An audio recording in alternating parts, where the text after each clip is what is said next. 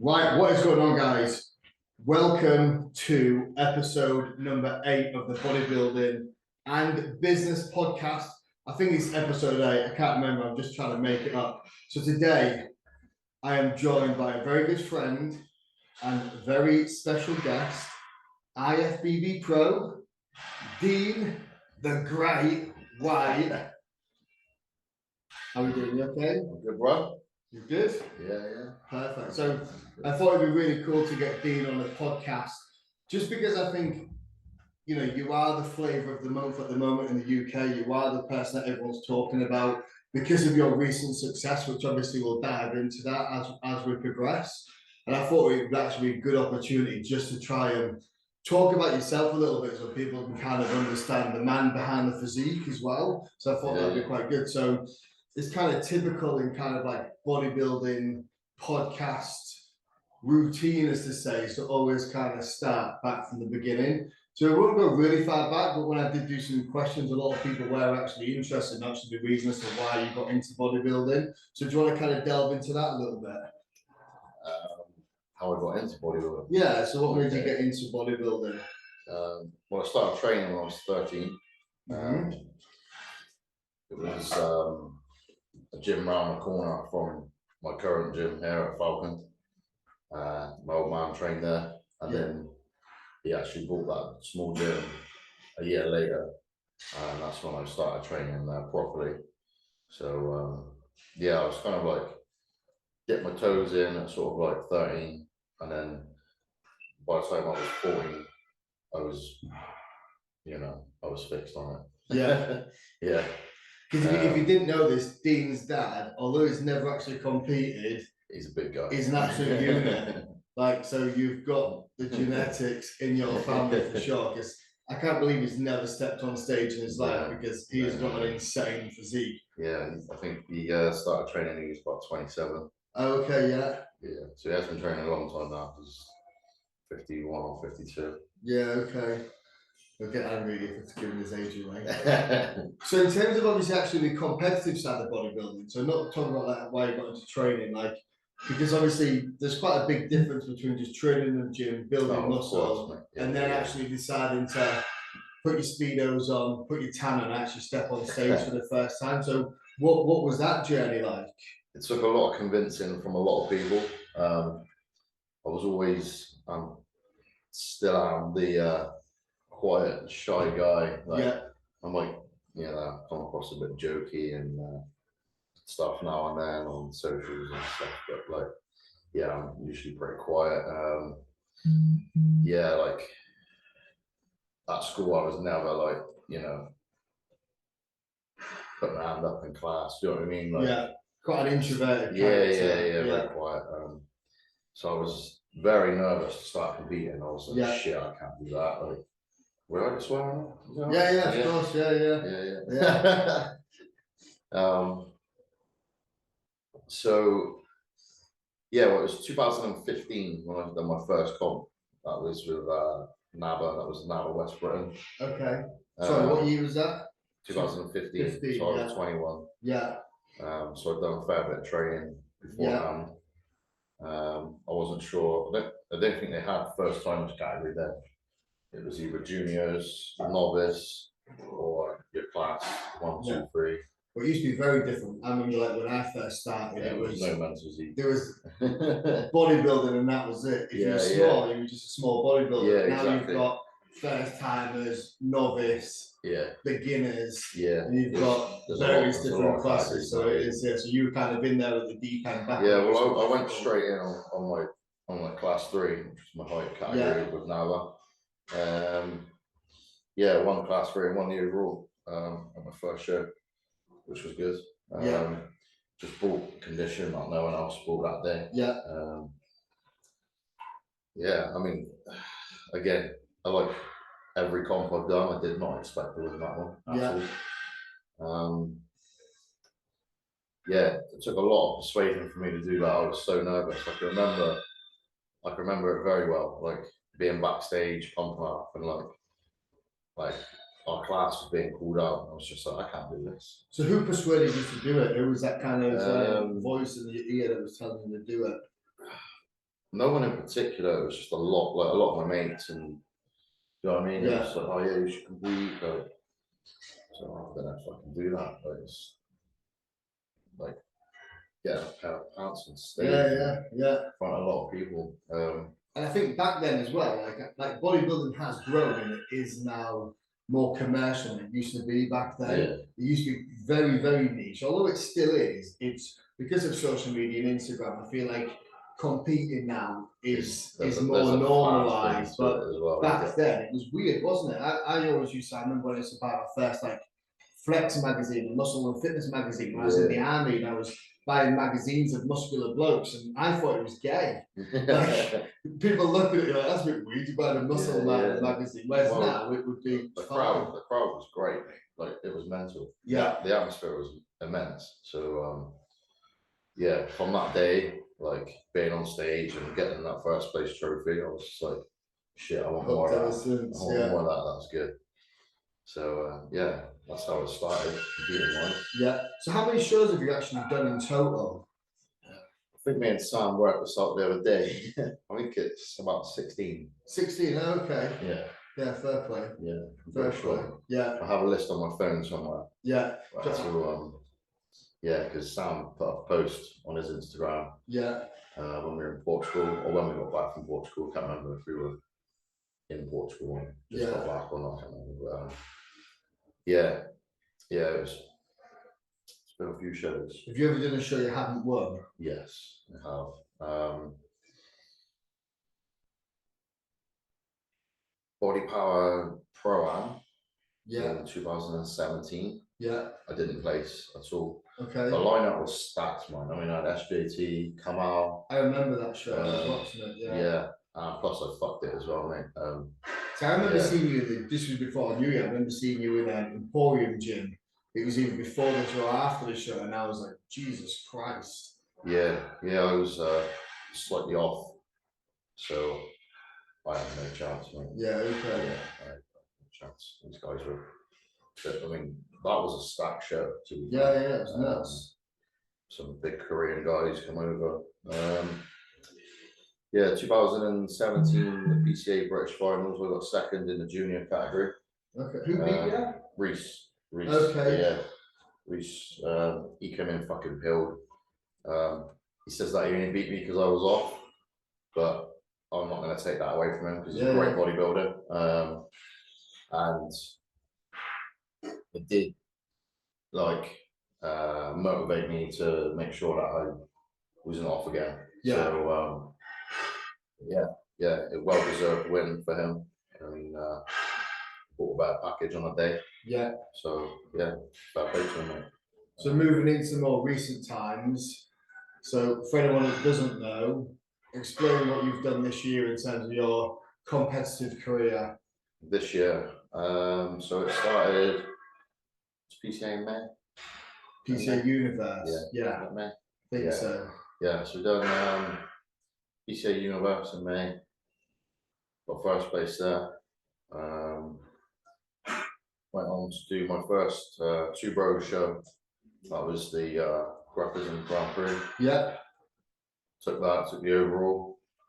That allowed me to then do any NPC, Ifbb shows internationally. So yeah, me and Ben, my coach Ben Chow, if anyone's not sure who Ben is, yeah, we chased Portugal, and it couldn't have gone any better. No, it couldn't. Yeah, so we got the pro card on the Saturday, won my class, won the overall, and then Sunday won the pro show and qualified for the Olympia. Which is absolutely insane. Yeah. Not many people rock up as an amateur and walk away with an Olympia qualification 2 days later. No. In fact, I can't think of anyone off the top of my head that has done that in a weekend. No. There probably is someone out there. If anyone knows of anyone, drop a comment down and let us know. But I think off the top of my head, did that Andrew Jack guy? Did he recently just do that?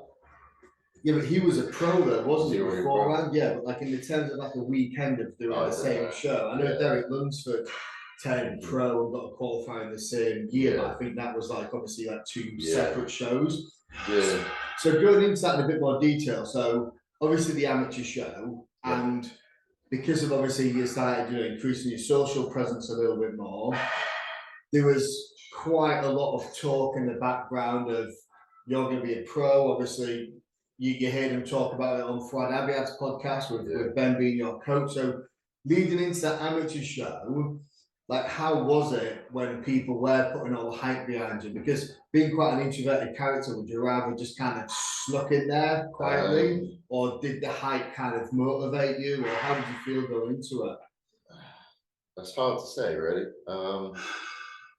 I do feel a lot of pressure, not gonna lie, from a lot of hype. Obviously, I've built more hype now for the Arnolds and the Olympia. So yeah, the pressure is real. I'm not gonna lie, that is there. Does give me a bit of anxiety. But that's part and parcel with doing what we do. It's something you just gotta control. And like you say, if you can turn that from pressure to motivation, then we're winning. For the Portugal show, I was so relieved to get my pro card, because I felt like everyone was just like, oh well, he's gonna get his pro card. Everyone kept saying, oh, you're gonna get the pro card. You know, they may as well give you the pro card already, and blah blah blah, all this. So you know, when I got there, I mean, I recommend that show to fucking anyone, mate. What an amazing venue. Everyone there, the backstage staff, like the guy that owns the big gym in Portugal, fucking great. Like, honestly, everything over there was amazing. I'll definitely go back to Portugal and do that show again. I mean, you've got to defend the title now, haven't you? Exactly. I mean, the amateur lineup was stacked, mate. Like, no one was off. Everyone, to me, looked like a pro. You know, I saw it on the live stream. It was nuts, because I think now it's a little bit different, especially in the UK. If people didn't know, so you know, back 6-7 years ago, it was literally one person would get a pro card from the UK, and that was an overall winner back then of the UK BFF show. So you'd only really get one pro coming from the UK, but now, like you said, because obviously the doors open more now, and you've got the ability to compete in international shows, there's a lot of chat where people now say that the pro card has been watered down. Yeah, of course, that's gonna be said. Like you say, if you win your pro card and then win the pro show, qualify for the Olympia, you've cleared it well with your pro card. But I think people are a little bit like delusional in terms of that, though, because it's not easy getting a pro card. Just because there's more opportunities to get it doesn't necessarily mean it's easier. Yes, you could argue that only one person from the UK would get it. But the reality is if that was you this year, no one would have beaten you anyway if that was the same system. So it's not that it's because you've got to have a very, very good bloody physique to get a pro card. It just means that now there's more opportunity, which I see as a positive, because now we've got more like professional UK bodybuilders that are driving the sport in the UK than we ever have in the past. And they're all of a very, very good standard. So I think that sometimes when people like they throw out a lot, and you do hear it a lot, where people always go, oh, this person's going to be pro, this person's going to be pro, but they don't really understand what a pro bodybuilder is and what the standard actually is and what the physique is that you need to have required behind it. So when you kind of went into it and everyone was saying that, oh, you're going to get a pro, you're going to get a pro and stuff like that, in your head, did you think that? Or were you just, No, I mean, no, not at all, actually. Because I said it the first time I met you, which was what, 2 years ago, something like that. We did a training video together, and I said, like, mark my words, I guarantee that Dean will be a pro next year. I've still got the footage, and like even then you went like, yeah, I'm going to. You just kind of like brushed that comment aside. Because when you see these pros in person, mate, you're like, fuck me. It is, it's different, There's a whole new level to bodybuilding out there, mate, that a lot of amateurs and even UK coaches haven't seen. 100%. Do you know what I mean? Yeah.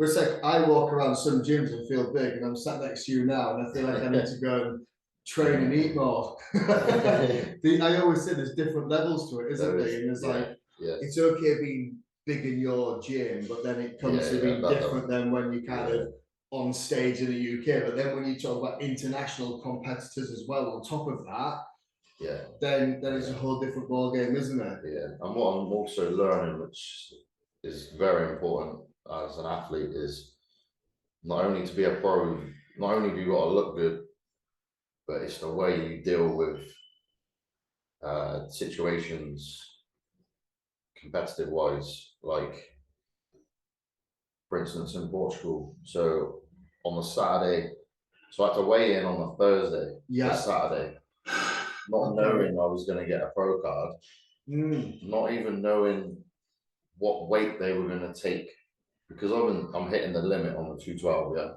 What was you on the Portugal show for the amateur? What did the you amateur weigh? Because I had to, because we were unsure of when we were getting weighed in for the potential pro show on the Sunday. On the Thursday we weighed in at like 208 or 207. Okay. But because when I landed in Portugal, I was like 215. Yeah. So I had to drop water quick. I mean, it was boiling hot out there. I had to chuck a hoodie on and go for a walk in the sun. I mean, it was horrendous. But so yeah, we weighed in, and I was waiting in the hall, in the registration hall, for a long time, and it was baking hot around me. But, so yeah, dealing with those kind of pressures and stresses without getting stressed. You know what I mean? Yeah, for sure. And then competing on the Saturday, getting my pro cards, to find out I had to weigh Saturday evening for the Sunday. So I couldn't carb up. I couldn't be blasting full Saturday. It's quite a difficult one to balance. Because I actually weighed in at 211.8. Oh, okay, Coming off the stage. Bear in mind, I was sweating a lot on stage. And I still weighed 211.8, so it was very close. And then that's what weight they took for the Sunday. But I had to register for the Sunday show, like register my pro card at like midnight on Saturday. And then be up early. It was like, I can't remember what time it was, but then up early, tanning, and it was just like so quick. I basically had no sleep that night, and it was just crazy. But I had no expectations for the Sunday at all. So just to rewind, so when you actually won the amateur show and you got your Ifbb Pro card, what was that feeling like? Was it relief? Was it excitement? Very relieved, because all the pressure seemed to have just gone. Because, you know, even though I did go over there you don't go over to lose, do you? You don't go to any show to lose. No. Let's be real. So yeah, I wanted to win my pro card, and I wanted to win the pro show. Let's not beat around the bush. But I wasn't expecting to. Like, I would have been very disappointed if I didn't. Naturally. But I wasn't expecting to win the pro show at all. So getting the pro card, I was relieved, and it was almost just like all my stress was just fucking gone. So it was quite funny, like when we were pumping up backstage for the pro show, I was just smiling, mate. Like, there was some drum and bass going on in the background. Like, there was on stage, and I was just like jamming out. Like everyone was like looking at me like, what the fuck? Why is this guy so chill? And I was like, in my head, I had already completed what I wanted to do. Exactly, that was just like the icing on the cake, right? So and so when you won that pro show, fucking hell, mate. Was that just like, what the hell's just happened? Because I was looking at these guys backstage, and I think there was 8, 9 in my class. And I was like, genuinely in my head, I thought, I could probably beat 2 of you. Like it's a thing that we all do. We suss everyone out backstage. When everyone's got their top off, and they've all got their top coat of tan on, and you're pumping up, everyone's looking at everyone, right? So I'm there looking around, and I'm like, did they have mirrors backstage? No. See, that's the worst thing, because I've done shows before where it's exactly the same as you. You're looking up at everyone down, oh, okay, he hasn't got a chest. he So needs you can't 2 fucking see weeks. yourself. Yeah, so you can't see yourself. So all Yeah. you're doing is looking at all these physiques, but you don't know what Yeah. yours looks like. Backstage Yeah, it's such a head fuck for that. the Portugal show was different to the Saturday than the Sunday. It was like put you in different places. Yeah, There was a few mirrors where you were getting tan. I knew that I was like, so we ate big yeah, on Saturday night, yeah, and Sunday mornings first, it was like fucking a ton of cream rice. yeah, So we were blasting full, man. Like we come in very, very full, and it did the trick. So yeah, I mean, fucking yeah, the guys competing, I was like, fuck, everyone was on. yeah. Like, There's a difference of pros, isn't it? Like oh man, amateurs, like, it's very the way they inconsistent. conduct themselves, everything, mate. Yeah. Like it was, yeah, it was an immense experience. To be fair, like I loved it. I genuinely fucking loved it. Good.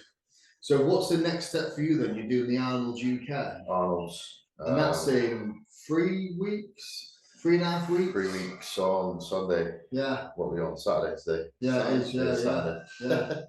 Yeah, 3 so weeks 3 tomorrow, weeks mate. tomorrow. Yeah. Okay. Yeah. So going into that show, I feel more pressure. So you're going to be shocked when you hear this. I feel more pressure for the Arnolds than I do the Olympia. yeah. No, I can understand that. I want to win the Arnolds. Yeah. But I'm going to win the Arnolds. Yeah. So if I don't win the Arnolds, people, and I get second, I'm going to be pissed off. Yeah. I know for a fact that the guys competing are amazing. Do you know I'm do not you taking, look at your competitors? not usually, but now you're in the pro rank, Yeah. there's always a list that gets put out. Yeah. So it's like you don't have to go around hunting for who's doing what like shows. Yeah. It's boom. Do you know what I mean? Like that's who's doing the Arnold. So who are you worried about? I'm not worried about anyone. Good. I've got to beat what I brought to Portugal. Yeah. That's what we're aiming to do. And how can you do that? So we've been working on the feedback that we were given by Tyler Mannion in Portugal, which was upper back fitness. Okay, yeah. And a bit more detail in the quads. So when I start to pose on stage, yeah, the detail on my quads starts to fade. Okay. Especially at the top. Yeah. Not necessarily at the bottom. I still get the feathers down the bottom of the quad. Yeah. So at the top, up near the hips. Yeah. So we're working on that. So the game plan for the Arnold's is rather than, so it's quite tactical what we're doing. I say we, me and Ben. Ben is the brains behind all this. Yeah, he is absolutely switched on, mate. Yeah, like very he good. Is fucking on it. Very good. He is on it. I'm going to say this now. I think he is the best coach. Okay. Period. Everywhere, over the fucking world. Because it'd be interesting to see what happens this year. Because obviously now he's got Hunter. Yep. And he's got yourself. So now he's kind of got some. But he's also got Neil Curry now doing classic. Okay, yeah. Neil Curry's phenomenal. Yes. He's got no waist. No, he does not have a waist. It's just non-existent. It's almost just like a torso and hips and nothing in between. It's crazy. So Ben's gonna be very busy on the Olympic weekend. Yeah. Because there's pressure for him as well as everybody else because of, he is feeling a lot of pressure because of his position now with like Phil White's podcast and like people talking about his coaching like this for him. Yeah, there's a lot of pressure for him. Yeah, yeah. People don't see that sometimes. Chatting to him last night or the night before. He is feeling a lot of pressure, but then that's because of how much he cares. Like he genuinely fucking cares. Like I have not met anyone that has been so invested in me. Yeah. Do you know what I mean? Yeah. Like absolutely. It is fucking amazing to see that. Yeah. Like there is no way I'm switching coach ever. Good. Not a chance. Good. Because that's a common factor these days, isn't it? People like to they jump between coaches like jump like fuck, and it's like, well, no one's gonna learn your body doing that. But this is what I say. It's like sometimes people get a little bit you might fucking say we don't do well at the Arnold's, I'm not going to fucking bin them off. Yeah. Do you know what I mean? It's still a 50-50 thing, isn't it? Do you know what I mean? Well, not even that. Like, if you're not ticking the boxes, you can't blame the coach. Yeah. And if you are ticking the boxes and you don't do well and you've been beaten, you've been beaten. Yeah. Do you know what I mean? It's not. But it's it takes a while for you to know your body. So this is what always irritates me is, say for example, you have a prep coach, you do a show, and you may come in a little bit flat, you may come in a little bit off. Yeah. But then if you've got a good relationship with your coach, and you can use that feedback for the next time you compete, because what drives me crazy is people going, oh, that was crap, they blame the coach. Yeah.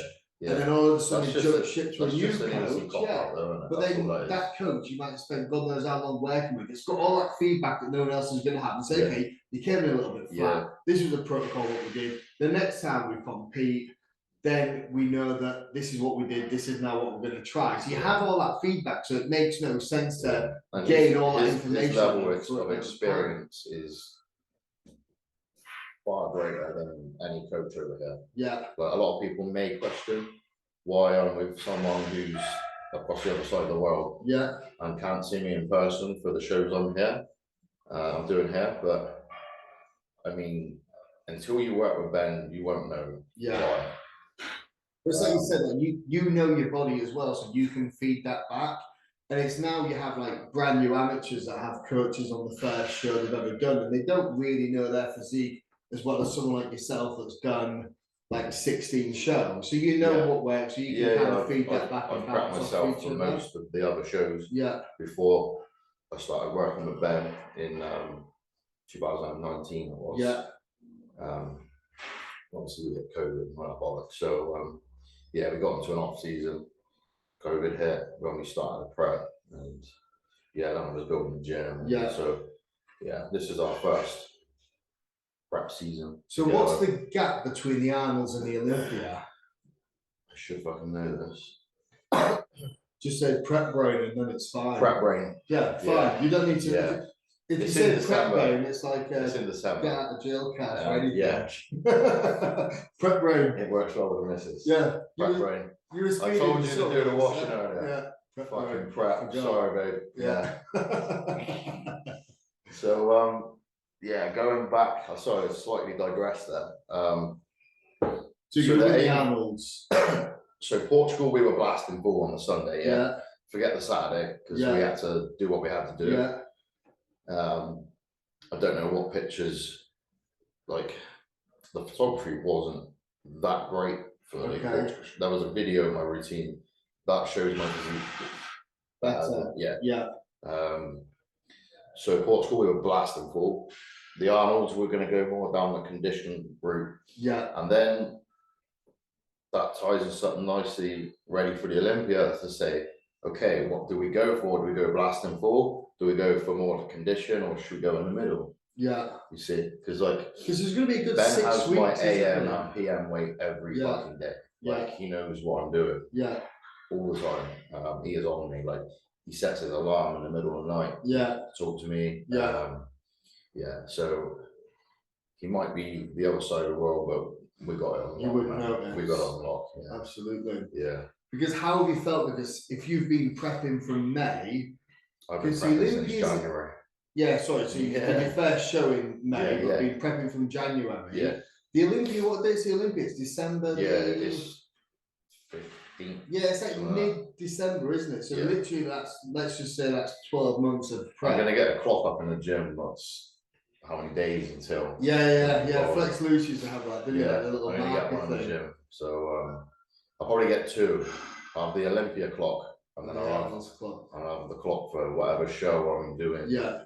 Because that's quite difficult holding condition for that length of time. Yeah, I think mentally it's more difficult than anything. 100%. Yeah. Physically. I think that's bodybuilding in general. Yeah. A few weeks back we had like a major weight drop. Okay.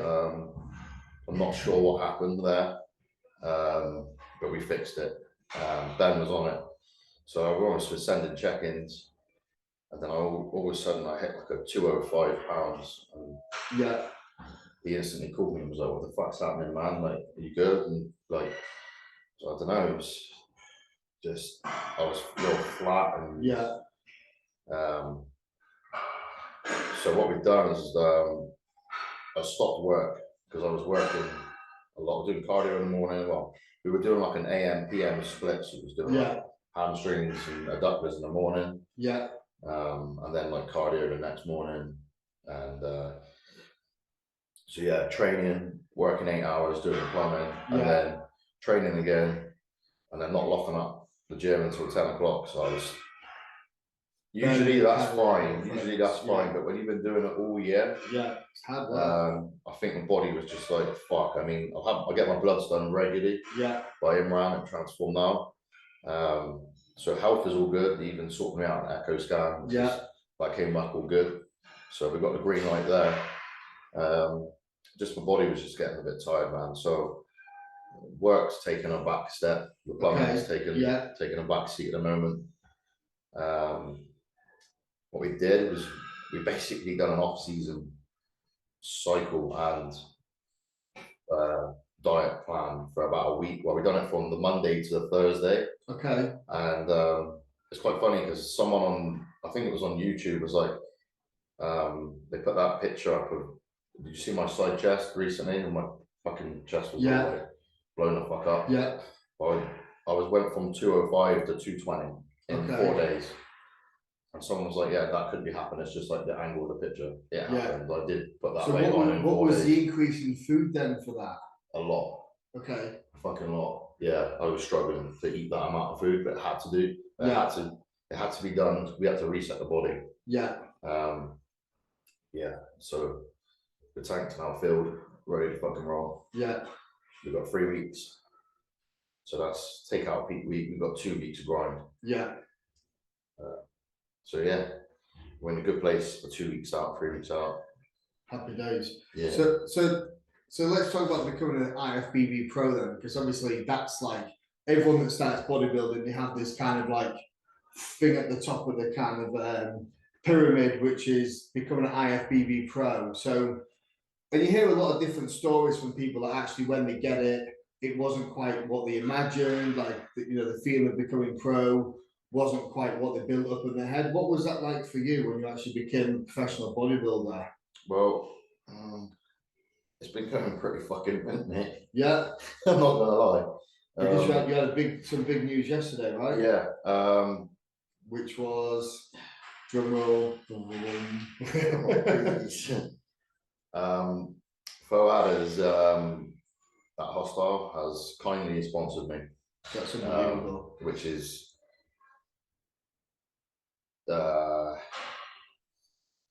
genuinely life-changing for me. Yeah. So I can focus primarily on competing now. Yeah. Because that's the thing with being a pro, isn't it? Like, because there's a lot of pros around that still do the day job which you were doing, and it's very hard now. It is hard, man. As a professional bodybuilder, times are hard. Like everything's expensive. Like, yeah. Do you know what I mean? We need to earn money. There's not a lot of money in bodybuilding unless you're at the top. Yeah. Do you know what I mean? In amateur bodybuilding, there's fucking none. Yeah. At a bottom level, well, there ain't none either. Unless you're a social media whiz. Yeah, and I'm shit with social media at the moment. Yeah.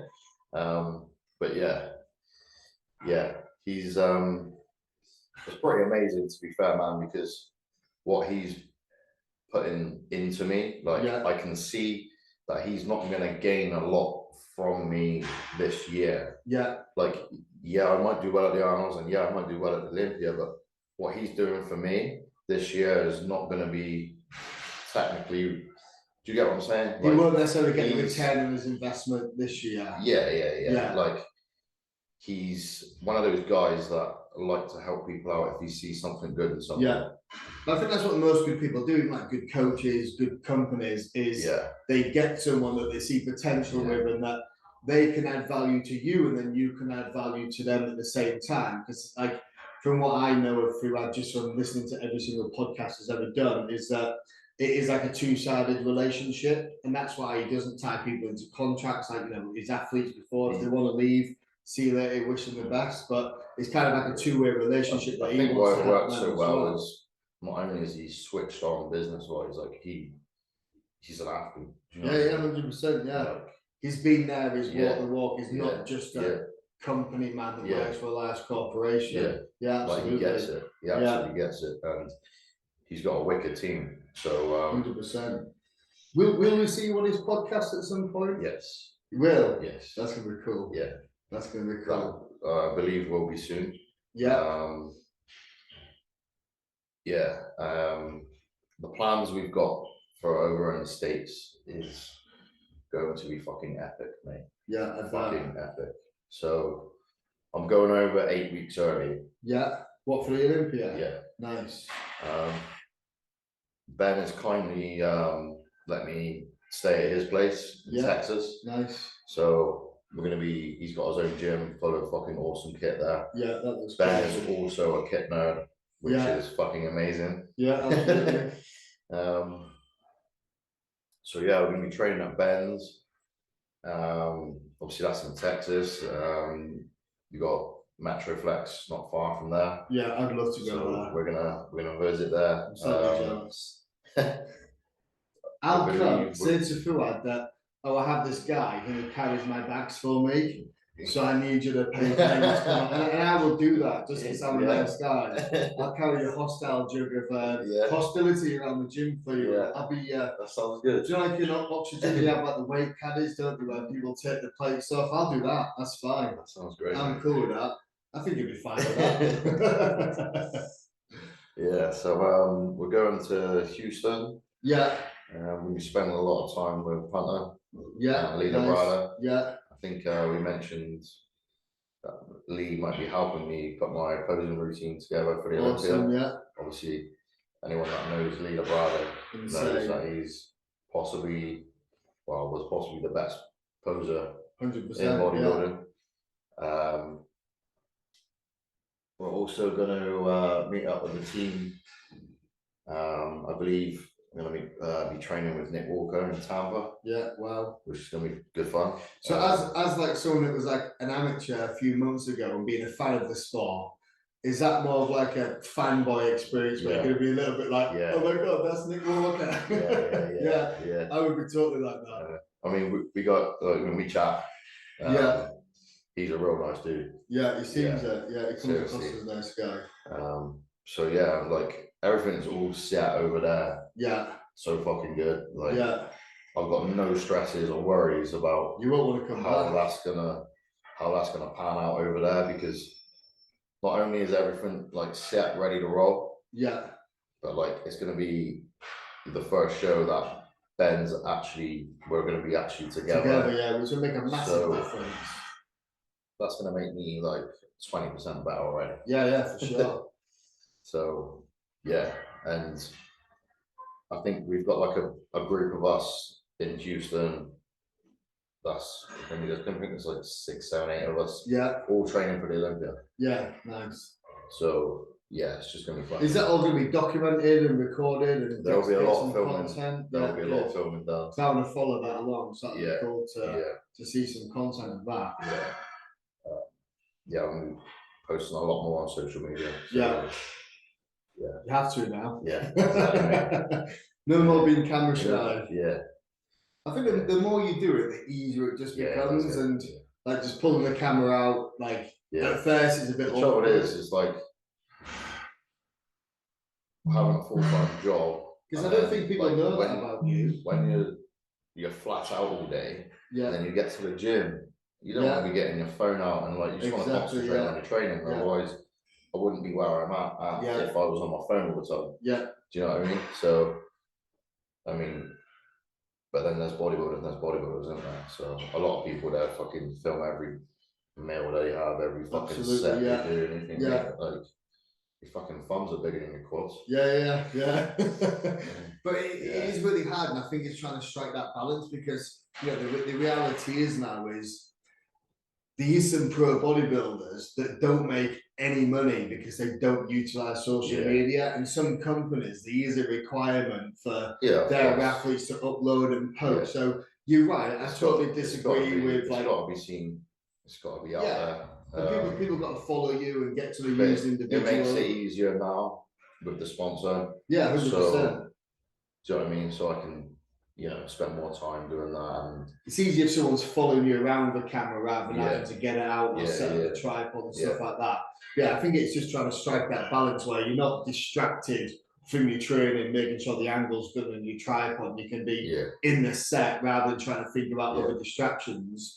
and it is trying to get that balance right of doing enough on social media so you get a good following. Because did you notice a big following since that post yesterday with Hostile? Yeah, I think I've gained like fucking, I don't know, it went from like, I don't even know, my phone's been going fucking ape shit, mate. I bet. Yeah. The only one criticism I've got of that advert is that you had the one where you announced it, you using chic wrist wraps and not my wrist wraps. Sorry, pal. I was hurt about that. I was deeply hurt about that. So that was the only one criticism I had, otherwise it was great. Yeah. Good. So obviously that kind of discussed a lot about your kind of bodybuilding career. So I think you've kind of touched on it, but not a lot of people realise is that actually like you are very busy, because where we're recording now is Falcon Fitness, which is, in my opinion, the best gym in and around the southwest of the UK. It's only getting better as well, mate. It is, I know. Well, I try and come here like, once a week, once every 2 weeks, depending on how busy I am. And even sometimes I come in, I'm like, huh? That wasn't here last week. There's just like new bits of kit. Yeah, that's going to be an ongoing thing, mate. Yeah, going to keep investing into the gym. When me and my old man went in together to do the gym, I said to him, I'll make this gym famous, I promise you. Yeah, absolutely. So, yeah. Have you seen since becoming a pro, because you get a lot of people that visit anyway, have you noticed that there's been a spike in people wanting to come over and train? There's been a lot more day passes, mate. Yeah, but yeah, which is good. I like to see different faces in the gym. Yeah, absolutely. Everyone here trains pretty hard as well, so it's a nice environment, but a friendly environment as well. And I've noticed that from like because the first time I came here, I didn't even know who you were. When you came and chatted and said hello and things like that. But it's a nice, friendly atmosphere. Really, really, really good, top quality equipment. And that's the thing. I trained at one of those Pure gyms the other day. I know. I'm still recovering from it now. And I went in there, like, the service was naff. They know who I am in there. And just because obviously they were trying to potentially see if I was interested in working there as a PT, so I went over and met them. And it's just like, they saw me trying to struggle with the code at the start, so I'm a bit of a mong when it comes to stuff like that. And I must have been sitting there for like 5-10 minutes before they actually came over and acknowledged me. And you go in there and it's just very flat, full of lots of youngsters that don't know what they're doing. There's no real support. And it's just where they just like one brand of equipment and that's it. There's no real thought process that goes into it. Even like the layout, the fact where some of the bits of kit are, it just doesn't really work very well. And that's the difference when you come to an independent gym that's owned by someone that is really passionate. And we went over to Sections gym together to try out some of the Pca kit and like actually going around and actually trying out different gyms. That's what I did at King's Gym the other day. I looked at a few of the prime bits that I've never used before. And you actually try it and go, well, actually, maybe this one's better. And you actually like hand pick that piece of equipment because you know it's the best, rather than just going, oh, this company will give me a discount if I buy every single one of their bits of kit. And that is the difference, isn't it? Right. So what's your long-term aspirations for the business of Falcon Fitness? Get this to a level where it doesn't need any more. Well, there's always new kit that comes out in there. So there's never going to be an end to this one. We've been toying the idea of opening another gym. Okay. Where would that be? Like around this area or? About an hour away. Okay. Yeah. So it doesn't take any members from here. Yeah. It's just to help people out, mate, because there's so many shit gyms around. 100%. 100%. Yeah. Now I want to get this to a good level where, it's untouchable. Yeah. You know what I mean? Which, in terms of like... We built it during lockdown, so we had to get a lot of kit, like, quick. And obviously in lockdown, prices of kit was very high. Through the fucking roof. Yeah. So we did what we had to do in lockdown. But yeah, like you said, we're always getting new kit. Yeah. We've got 2 pieces of prime on their way. I'm not sure if I'm going to be in the States when it actually arrives, which will be a bit upsetting. Yeah. But we'll be able to christen the new toys. Yeah. That'd be upsetting. Just be able to like put them in place. Yeah, you know absolutely. what I mean? That's where they're going. So a question for you as a gym owner. So if you had to rank your top 3 like brands of gym equipment, what would it be? So first, second, third. So I know every single brand has got like their 1 or 2 bits of kit that they really like. Yeah, But if you had to yeah, rate number 1, number 2, number 3 in terms of equipment, brands overall, what would it be? Watson for their dumbbells, for sure. Okay, yeah, agree. They're bringing out lots of other kit now. I saw you doing a photo shoot with those, yeah. Yeah. Simon's like redesigned a lot of the stuff. A lot of the new stuff's very good. Yeah. Very good. Prime. Yeah. Like I said, I've got some bits on order from them. Yeah. And they're pretty popular at the moment.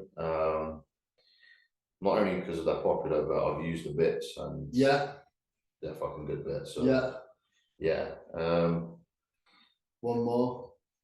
It's hard because there's a few now, isn't there? Panatta on a few of their back pieces are the angles are fucking amazing. Yeah. So actually the gym in Portugal was all Panatta. Okay. From the old stuff to the new stuff. Yeah. As you know, we got the Panatta bicep, the old school bicep. Yeah. Probably my favourite bicep machine. It's really nice. Yeah. You used that? I have, yeah, a few times. Yeah, it's nice. Your arms definitely got better using it, didn't they? Well, they can't get any smaller. To be fair. My weakest body part is body arms. I don't know if you've used the circular lat pull down by Panatta. I'm pretty sure Nathan Asher's just got the circular lat pull down and the circular row. So kind of like it's also known as, well, bodybuilders have been calling it the red double machine because you're literally on it and it comes down. Yeah, I know even where it opens up and contracts. Yeah. That feels fucking great. So no, we use the one at Saxon and they've got that single one at Western at Sups, haven't they? They've got the lat converge. Yeah, I've used that one. I haven't used the circular one. The circular one is completely different. See, my favourite Panatta piece is the T-bar row. I love that one. That is something we will be getting soon. Yeah. I actually used that with Samson. On the video. Okay, nice. Yeah, that was our last exercise. So again, like with that piece, you can target whatever area of your back you want. Just by moving up and down the pad. Moving the pad lower, higher, using one arm or both arms. See, one of the bits I like from Panatta, and I've used it a few times, is the side. It's called like the multi-fly. Oh, so so I've always used it for like sideways, it's front downs, but I've never used it for chest. And I used it the other day, and it's actually really nice because it's quite hard for one bit of kit to hit every single angle perfectly when it's got dual purpose. So for that, like if space is a bit of a restriction, you can literally do rear delts, side delts, front delt, and chest all on one bit of kit, which is pretty cool. So I'm a big fan of that one. But that's where Watson comes in because their reliability and the quality is unmatched. It's heavy duty. British you ain't gonna break that shit. You know what I mean? That ain't gonna break. Like there's a lot more moving parts, different. Like, so with these other companies, there's a lot more angles, ball joints and stuff like that. Like they have been having issues. So it's just, I guess it comes down to how people treat the shit. So absolutely. We were talking earlier about me. On a bit of a prep rage yesterday.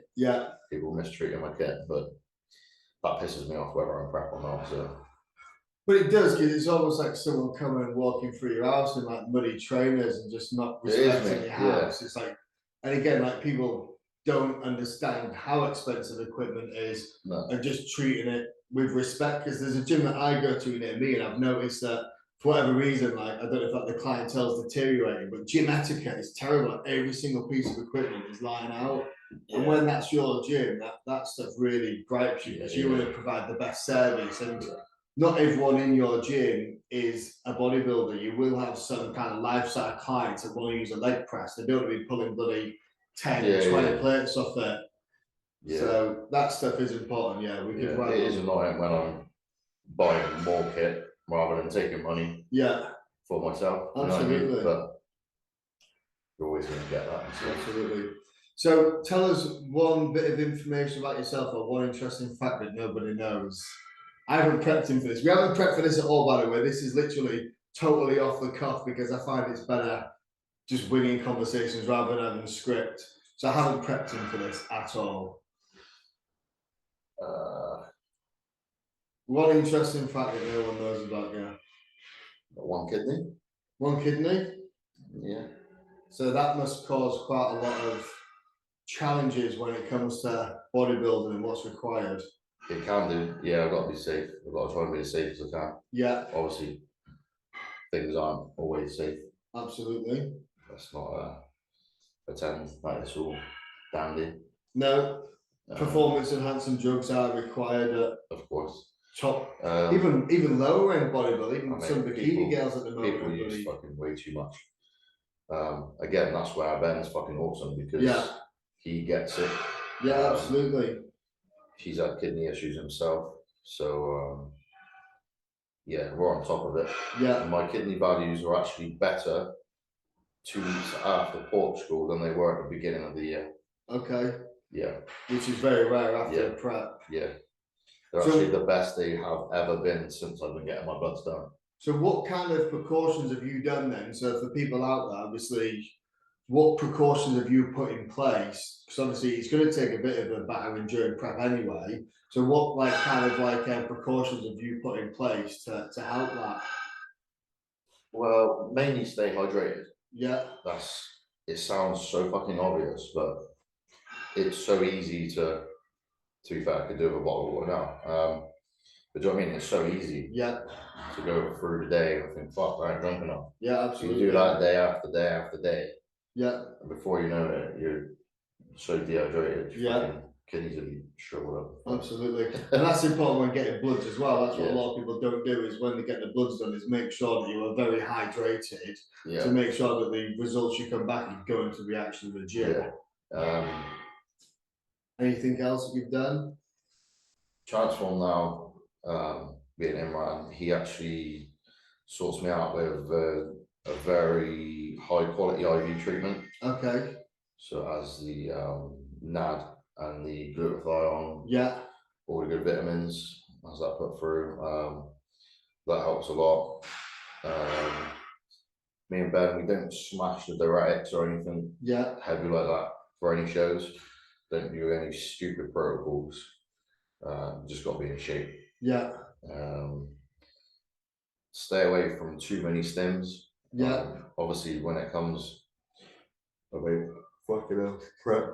As you say, stay away from too many stims. Yeah. You're not a good advert for staying away from stims. Yeah.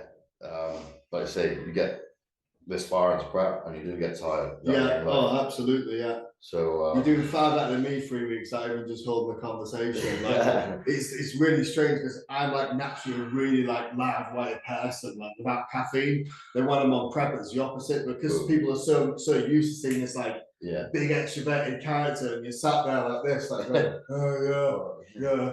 People are like Jesus Christ. Yeah, yeah.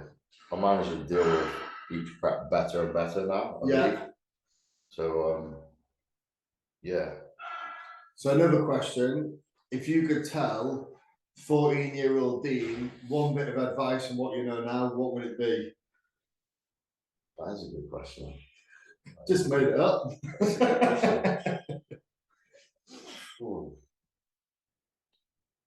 I would have took leg training more serious when I started. Okay. Because as a young man, I was just like, I want fucking massive arms. Chest and arms, chest and arms. Tight t-shirt training. Yeah. Absolutely. I did get very good at benches before, like being a natural before I went on PEDs. Yeah. I managed to bench 225. Natural? Yeah. Jesus Christ. Before I was 20. I started taking PEDs when I was 20. Okay, so you did a good few years of... Yeah, I've done 7 years of training before. But I think I was 20 when I started, actually. Yeah, I'm pretty sure I was 20 before my first show in 2009. Yeah, so pretty much the same. Yeah. So I used to train with my old man. We used to do, like, our chest day would be fucking bench press. Yeah. The whole, like, 2 hours. Yeah. So we would, like, start on different rep ranges. And then, like, the next week it'd be, like, so 1 week it'd be, like, 15 reps. Then it'd be, like, 12 reps the week after. Yeah. It'd be 10 reps. And then you build up, and my bench used to go through the fucking roof. Yeah. So Yeah, 225 is nuts. yeah, Like and that's crazy. when I started using pads, I started feeling like minor tears. Yeah. So it's almost like where I grew. Yeah. And then like the tendons or whatever couldn't. Yeah. So I was just like, nah, no bench press for me now. So I think it's interesting with like with injuries and stuff. It's like, well, in my head, it kind of makes sense. A lot of people now start taking steroids pretty much straight away when they start training. And I don't necessarily think that you've built that ligament and tendon strength from just training naturally. Yeah, and then obviously your muscles are increased, your strength's like increased from like taking in additional stuff. Yeah. And then that's when your kind of muscles aren't primed and ready from that kind of natural way of training and just putting in the hours before you add stuff in. And that's, you tend to find a lot of people get a lot of injuries, pec tears and things because they just aren't able to deal with that load. They're just trying to lift shit that they can't lift. Yeah, exactly. People are too eager they can't, not willing to put the time in. Because I've trained with you quite a few times and you don't really necessarily follow a set way of training. And what I mean by that is you're not progressive overload. You don't follow like the push-pull legs. You don't really do like the FST7 or whatever called. I've been training for fucking years, mate. I know how to train, so I know I got to work around the injuries that I have. Like at the moment, I've got a bit of a weird shoulder. Not sure what the fuck's going on there. I've got a fracture in the L4 vertebrae, so training's got to be. I got to train how I got to train. Yeah. Do you know what I mean? So that comes to exercise selection ones that obviously aren't going to cause pressure. But when it comes to like sets and reps, like I can go heavy on the leg press and my back will be fine. Yeah. And other weeks I'll do it and I'm like building up and I'm like, fuck me, my back's hurting. I'm not going to do that. So it's more intuitive training. Going by how you feel. Absolutely. Yeah. We have a set training split, but we don't have like, I couldn't tell you what exercises I'm going to do tomorrow. Yeah. Do you know what I mean? Yeah. I couldn't tell you because I don't fucking know. Yeah. Tomorrow. Like, you go in there. If something feels good, you do it. If it doesn't, then you back off. Yeah. Like, apart from bringing up my weak point upper back, so I can pretty much tell you kind of what exercises I'll be hitting for back now. It's literally just pulling the elbows higher. Yeah. And pulling down to the hip. Yeah. That's all really. So more hamstring volume, bring up the hamstrings and adductors. Yeah. But there's no set fucking exercises and stuff really, mate. Yeah, just go by what you're doing and sets and reps, just how you feel. Because when we trained, obviously, I've got my favourite machines and like I know what works. Yeah. Yeah, because when we trained, obviously you were trying to kill me on that leg day. You enjoyed that, didn't you? It was fun, it was fun. But I still kept going. I was like 3 weeks out. But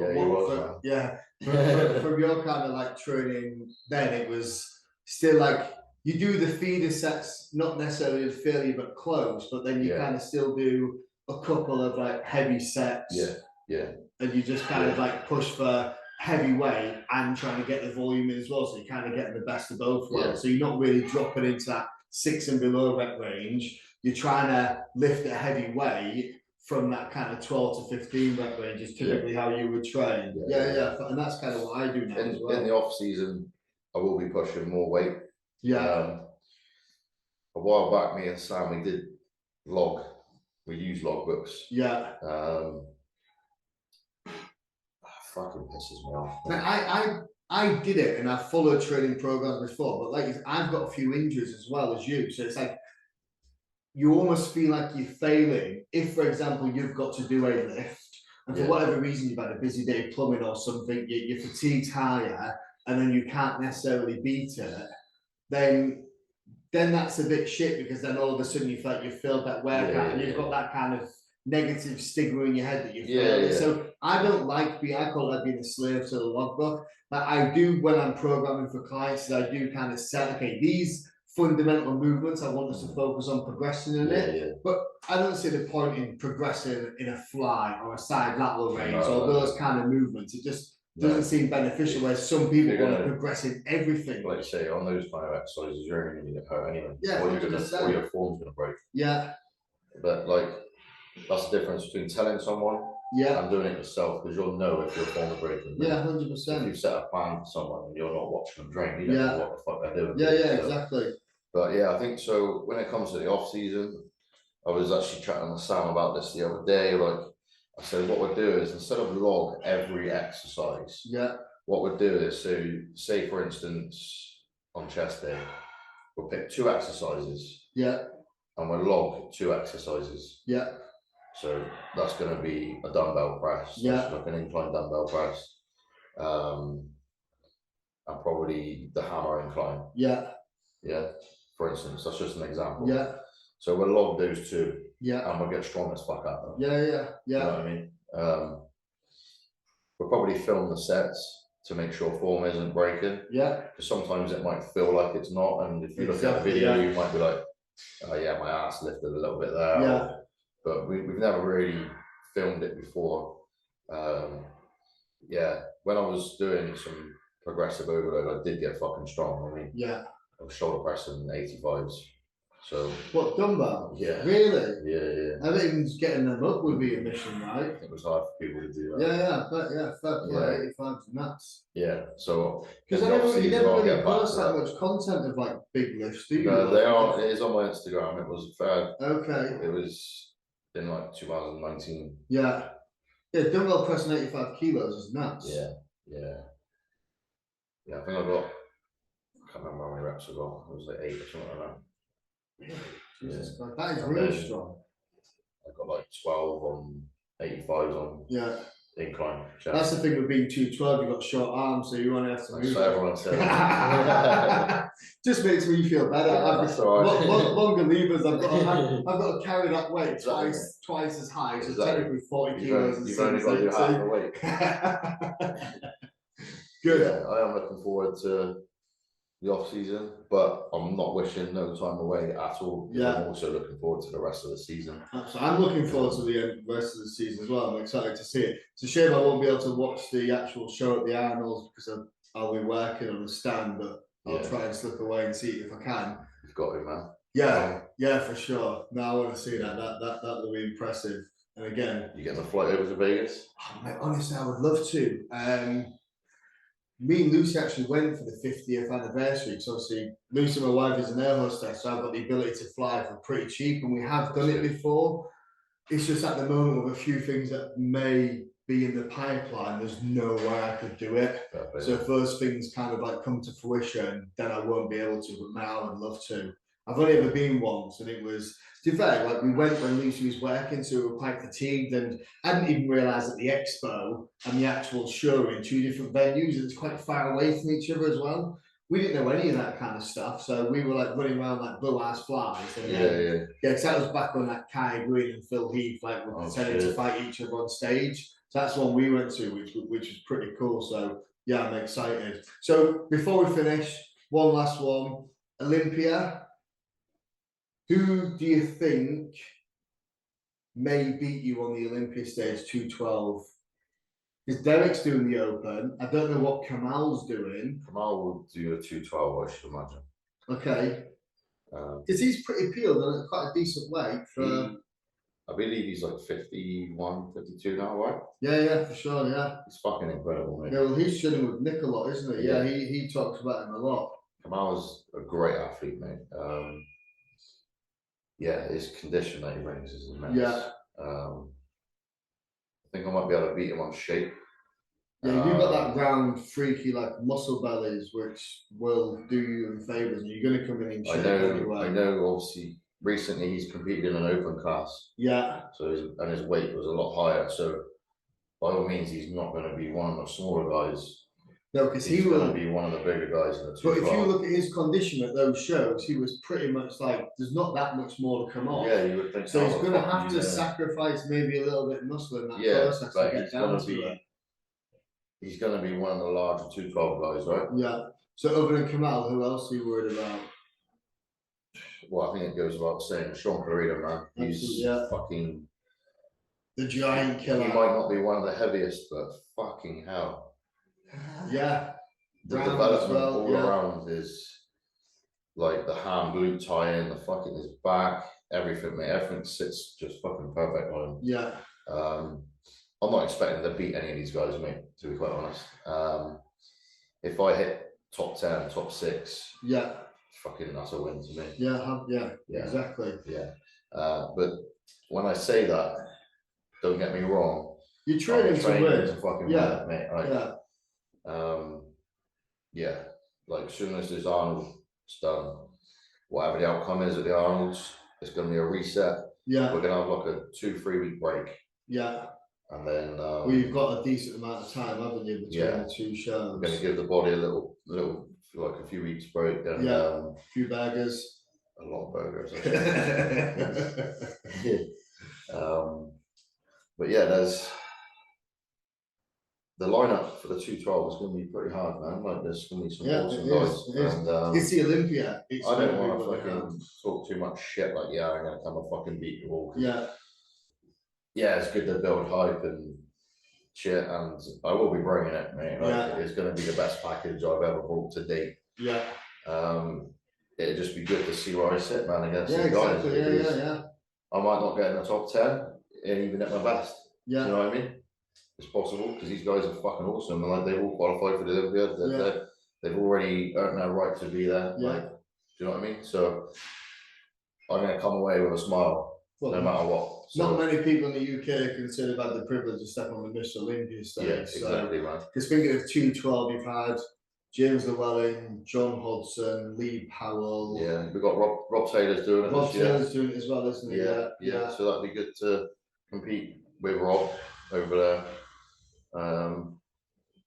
Don't ask me if I think I can beat him or not, because I don't know. I've not seen Rob in person for a long time. Yeah. I know you're quite a humble person. He gets very fucking pilled. He is a very good athlete. So glutes, especially in the lower body, like glutes and his legs are fucking nuts, man. Like, Rob's been doing it a long time. Yeah. He's, he is a professional at the sport. Yeah. So he knows what he's doing, and he can fucking graft as well. So he's a worker, but I think again, if you can get into that condition because of your muscle bellies, that roundness, that will carry you, I think. Yeah, perhaps, man. Perhaps. I mean, let's hope so. But like, again, it's going to be a privilege to compete with Rob. It's going to be a privilege to compete with everyone else there. Yeah, absolutely.